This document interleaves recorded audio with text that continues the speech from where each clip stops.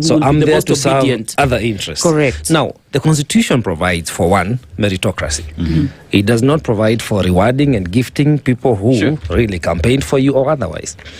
Also, the Constitution is very clear that there are checks and balances. They know there's something you must meet, their qualifications, the bare minimums that you must hold for you to assume a certain position. By and large, there is also payment, because we pay these people. I say we need to stop calling them other names. These are our employees. We've given you a job, execute, and you get paid.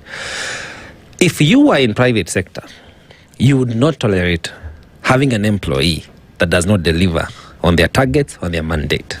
Why do we as Kenyans, because you mentioned something that the president's list falls short of the president falls short on friends. He qualified friends he can appoint. But he has so many advisors. I think the president's list of qualifications for you to be appointed falls short. Doesn't exist. Because there has to be a criteria that we say and we hold ourselves to, guided by the Constitution. This is our bare minimum.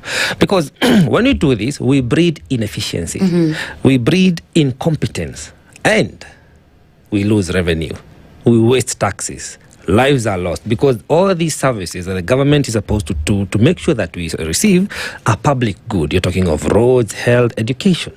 So it's not just a conversation about getting somebody into a position.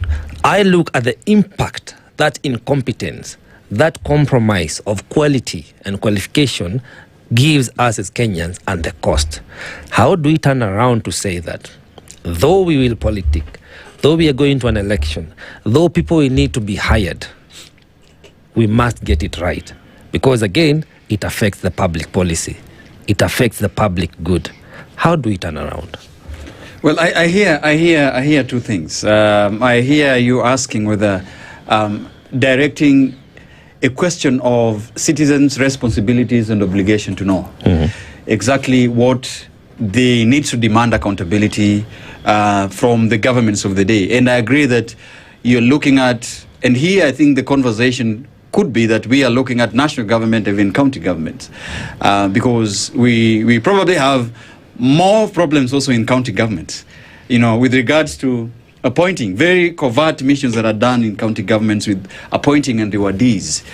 Well, I think we bequeath ourselves with a constitution. Ideally, we had a constitution that really spells out on how every leader should be given responsibility, how they are sent to these particular positions.